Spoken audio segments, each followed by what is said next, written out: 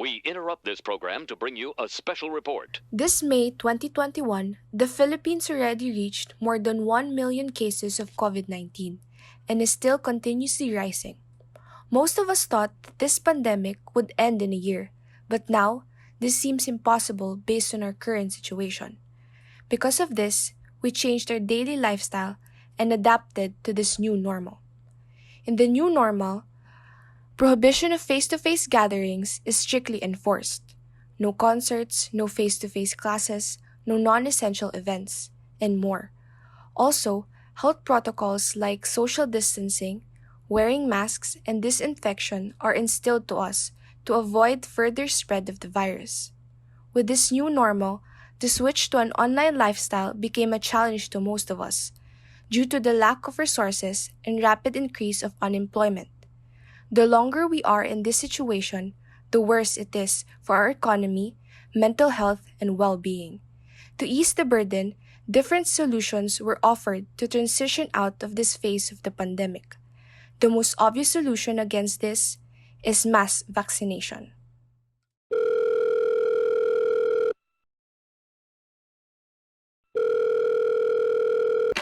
Have you guys heard it? Yeah, mass vaccination, right? Is that really important? Is that even safe? Are they really effective? Okay.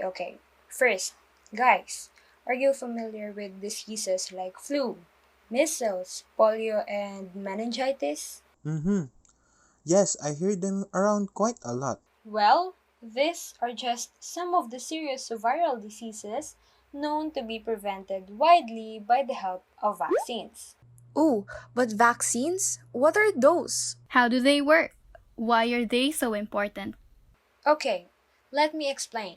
A vaccine is simply a stimuli for your immune system to produce antibodies. These antibodies serve as a protection against foreign substances, such as viruses.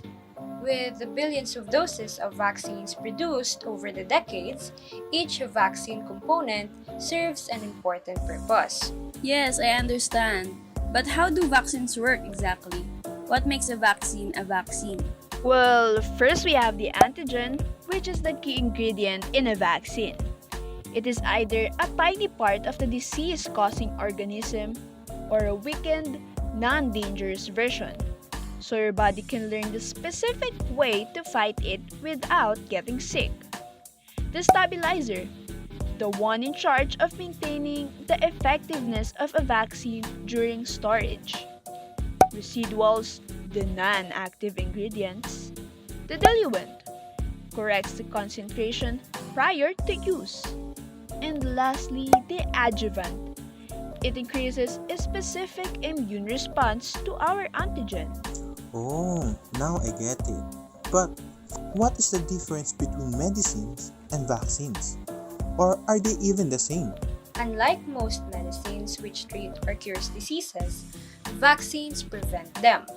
It works up your body's natural defense to build protection and keeps you prone-free and immune to any ailments. Amusing, right? This is what makes vaccines such a powerful medicine. Oh, so that's what vaccines are. But how are these vaccines, especially the COVID vaccine, made? And what are the procedures in its production? How do we know they are safe and effective?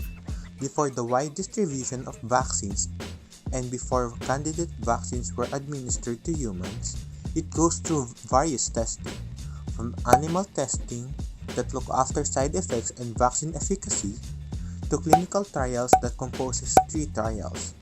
In all these phases, we are given the candidate vaccine while others are given a placebo with the main goal to make it easier to compare the efficaciousness of the vaccine.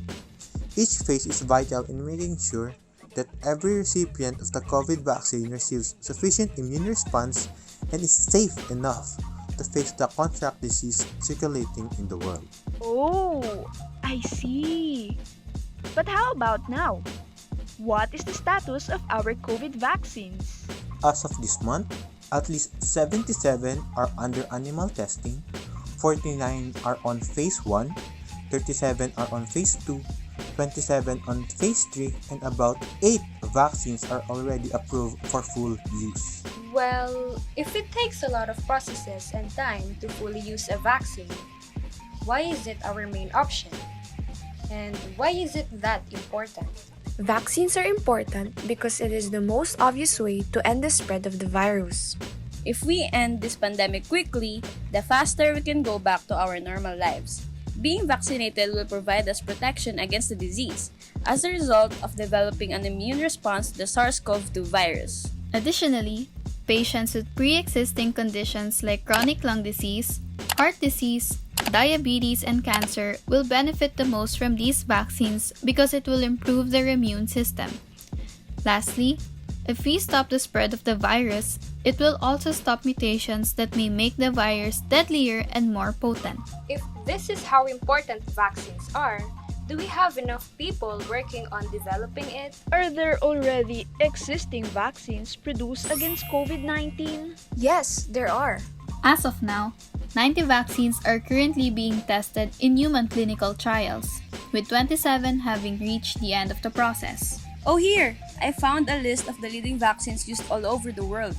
You might want to take a look at it. These vaccines came from developers: Pfizer BioNTech, Moderna, Gamaleya, Oxford AstraZeneca, CanSino, Johnson & Johnson, Vector Institute, Novavax, Sinopharm, Sinovac, Sinopharm Wuhan, and Bharat Biotech. Oh, I see. Well, that's good news. But how about here in the Philippines? Are there any readily available vaccines here in our country?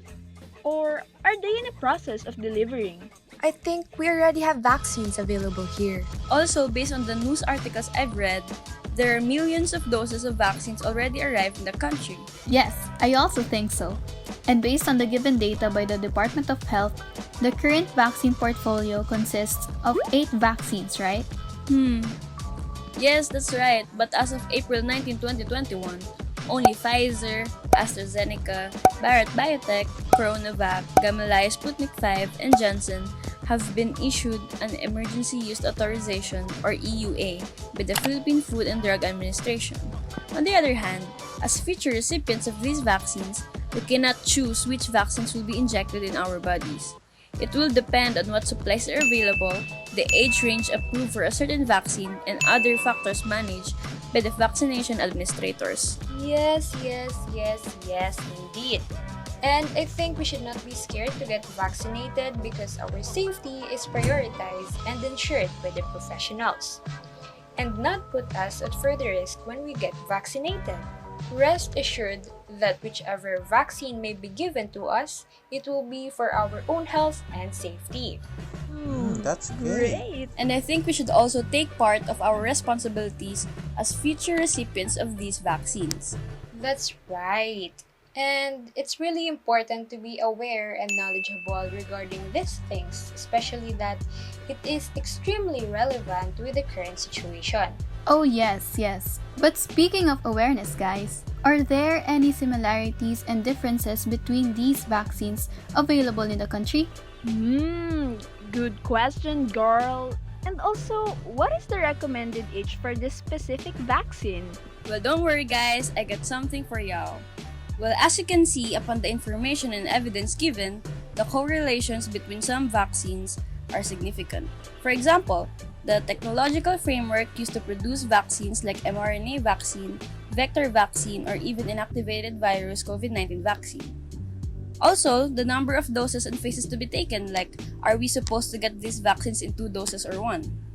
Lastly, the required temperature for the proper storage of these vaccines.